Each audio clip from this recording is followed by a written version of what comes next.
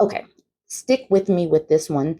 This is a very interesting Reddit. This is the update. I didn't do the original, but you'll get enough of the information to garner what happened. So this is the update on would I be the a-hole for asking my husband, who's 38, if he's cheating after he secretly bought lingerie that was too small for me. All right, she says this. The lingerie arrived this morning. I wasn't home. I do errands in the mornings on weekends. I have a routine. I read a lot of comments. Although I couldn't read all of them, I got a lot of creepy DMs, but a few supportive ones. I still emphatically believe in my heart that my husband wouldn't cheat on me, so I gathered up the courage and came home earlier than I usually do. I tried to talk to my husband, but he told me to go get ready for dinner. On the nightstand was a box with the lingerie. He gives me gifts like that sometimes on the nightstand or on the bed. I can't explain how much relief I felt. It was honestly so beautiful and delicate with lace and straps and a floral design. But then I tried it on, and it was way too small and incredibly tight. I'm toned and in great shape for my age, but it just made me feel lumpy and ugly. I'm insecure about my looks and age. I'm not as beautiful as I once was. And if you look up here, she's 44, he's 38. My husband knocked a few minutes later as I was crying and asked if I needed help putting it on. I told him no, but he still came in and I felt uglier and an emotional mess. He looked excited and told me I looked beautiful. I told him it was too small and he asked me where and how it felt. And I eventually broke down and told him it gave me rolls and extra lumps and how I saw the transaction and I was afraid that he didn't want me anymore because the lingerie was too small and frilly for me, and we hadn't been intimate in weeks, and a bunch of other emotional stuff. He coaxed me into calming down and being intimate, and getting all of that stuff off my chest helped me calm down. And then we talked some more. I apologized for ever thinking he could betray me, and my husband forgave me. He apologized for being distant and making me needy. I told him I couldn't believe that I freaked out over him making a mistake in sizing for the first time. He said he didn't make a mistake. He bought it too small on purpose because he liked the idea of me being uncomfortable and squirming in too small lingerie. It made sense. The top and bottom wasn't the absolute smallest size, but large enough that I could squeeze in and be incredibly uncomfortable. Some of the accessories were the right size for me. He said he thought I would be uncomfortable, but didn't think I would cry or be desperate for his affection. And he liked it a lot and wants to continue exploring this. I told him we had to do it with cheaper lingerie. It's odd, but whatever floats his boat. So this man got off on making her uncomfortable and seeing her cry and look a mess. And he got excited over this. And she apologized to him. Tell me that this is not the ultimate mind F. This is the ultimate mind screw. And she's like, this makes sense. What could, yeah. Okay, so she continues. I'm glad he was honest about what he likes because he could have just went along with my assumption that he made a mistake in sizing and didn't double check. I don't think we're going to make it to dinner. We're probably going to have takeout, which the kids love. Edit, there was no dinner reservation plan. It was just a ruse. And for the other stuff, I didn't want too much information about my kids out there, but I still got a few creepy DMs, so I definitely want to warn people about that. My husband asked if I wanted to accompany him for a business trip in a couple of months. He doesn't take trips often. I work from home, but I didn't know what I would do there alone in a hotel room. I told him I told him that, and he said that he wanted my company and joked that he couldn't leave me alone since I got really upset after not being intimate with him. Honestly, he'd had to book the tickets and it would cost us our own money and a sitter, but my husband can handle that stuff. We're eating pizza and he's asking why I've been glued to my phone for the past 2 days. This man has this woman's brain kind of screwy, and you already see where I'm going with this.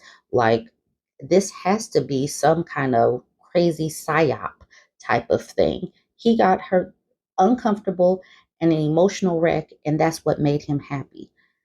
Y'all gonna have to weigh in with this because I don't know the psychology about this, but this just feels very, very wrong. Okay, so this woman says, just to make sure he doesn't use Reddit, right?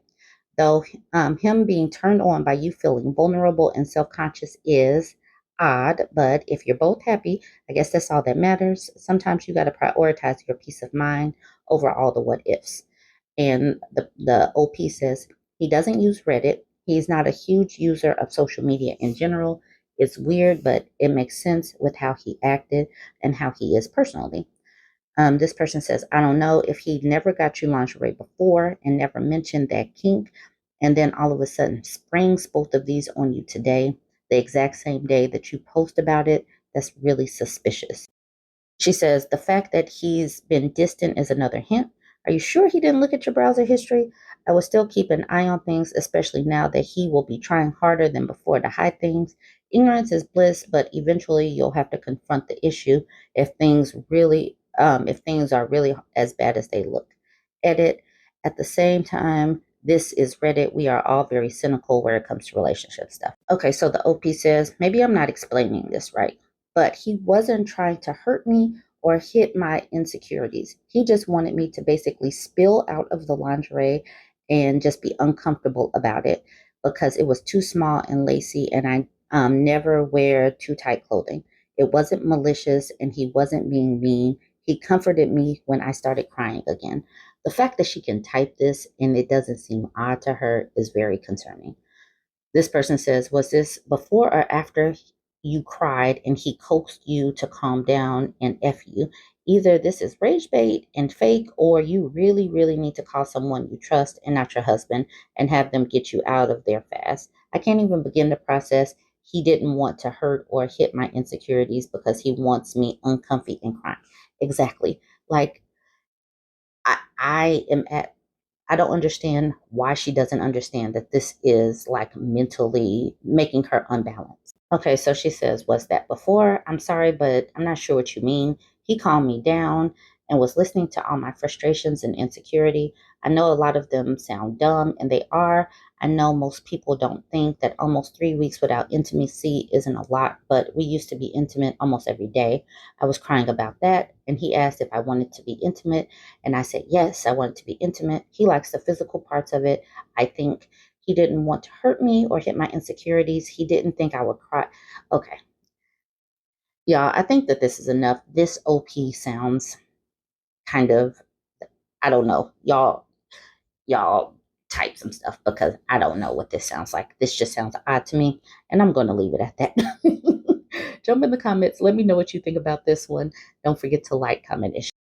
Okay, so this man's post was reposted in the Nice Guy subreddit. He says, am I the a-hole for being upset that this woman doesn't want to talk to me? They just, the entitlement in that title alone is wild. Okay, but let's get into it. So about 3 weeks ago, I saw this one woman come into my favorite bar, and I've never seen her there before. It probably doesn't matter, but this woman looks like everything I've wanted from a physical attraction standpoint. I rarely see women that I'm really attracted to, but she was definitely one of them. She was at the bar, and I went up to talk to her, but before I was even a few feet away, she looked at me with this kind of anxious expression, and she started backing away. It was kind of loud, but I think she said something like, I'm good. I've been rejected before, but for some reason, that one has been sticking with me for a while now. I was out with some friends tonight, and they were like, hey, let's sit over here. It turns out that some of my friends apparently knew this girl and some of her friends, and so we were talking at the table together. I tried to be polite and talk to everyone, but I could tell she just didn't want anything to do with me. I could just feel it. I honestly feel pissed off, not just because I really liked her, but because I don't know what the F I did for her to be so critical of me. Edit, F that B. I was having a good time and she ruined my night. I hope she's happy. At least someone will be. Okay, so she looked like everything he wanted, and she wasn't interested in him, at least physically, because they didn't know each other. But he's talking about he liked her. How do you like somebody like that? Yes, you're attracted to him, but he went off and is cussing at this woman. She's now a B word because she wasn't attracted to him enough to even give him any conversation. But he liked her. She's everything that he ever wanted based on looks alone. That's how superficial many of these nice guys are. Looks alone is enough to like somebody, not just be attracted to somebody. And now he's all F that me. Kat is responding to the part that says, I really liked her. She's like, you never even talked to her. But then Dorkfino just summed it up. I thought she looked good enough to F. How dare she ruin my night with my friends? Right. He didn't even talk to her, so why is his whole night ruined? This person's like, dude, for real. She doesn't even know him. She's not obligated to be nice to him or even converse with him. Hell, she wasn't even rude. She just said, I'm good. But that destroyed his fragile little ego. People get rejected. That's life. Get over it. I just can't stand people like this. I had a close friend that is like that, and I literally had to sit him down and tell him that he's acting like a child. He's 30, telling me that girl was a B anyway. No, she wasn't a B. She wasn't interested and she just didn't want to talk to someone new. Move on. Exactly. If someone's not interested, why are you going to let them continue to make you upset? It makes literally no sense. Okay, so this person says, thank you for your service. I sometimes wonder if other men hold men accountable, and it's nice to know that it happens. And Charlie says it happens a lot, but guys don't always listen because they generally always think they're right. It takes I don't know what this last comment says. It takes Nat 20 rolls to burst through that level of delusion. I don't know exactly what that sentence is saying, but okay. And then this person says, this is actually sadly true. It's a super immature part of many men, and it takes them to really grow up to understand. But some men never really do grow up. When a thought enters their mind that says, maybe I'm overreacting and or wrong, they just say to themselves, nah, F that. They are the problem, not me. It's sad, but it's true. That's why they don't just leave the friendship. Hold them accountable for their dumbass actions so in the long term they become the better person. If they do, and if they can't handle that and don't want to be friends with you, then they never really cared in the first place, in my opinion. People should always strive to be better. There's always room for improvement. And a lot of those times you need friends to help you or call you out on your BS. Exactly.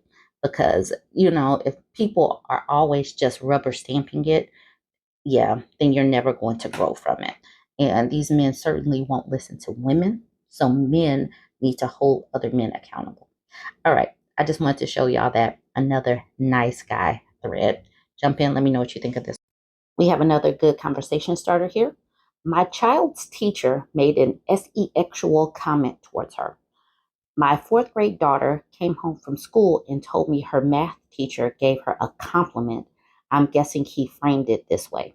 He told her that as she grows into a young lady, she's going to fill out very nicely and said he's excited to see her growth over time. I was enraged. I don't want her going to this school anymore, and I want to report this teacher. My husband said the comment shouldn't be taken too seriously because it was a joke. He said a report like this could ruin the teacher's whole life. My husband said not to ruin this guy's life because our daughter is already going to be leaving the school. He also thinks this guy could target our family if he finds out that he was reported, and it could turn into a potentially dangerous situation. I absolutely think the comment should be taken seriously regardless.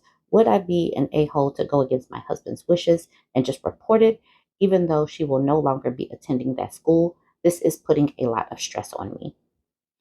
The fact that her husband is wants to protect this man's reputation over the mental well-being of his daughter is a red flag to me.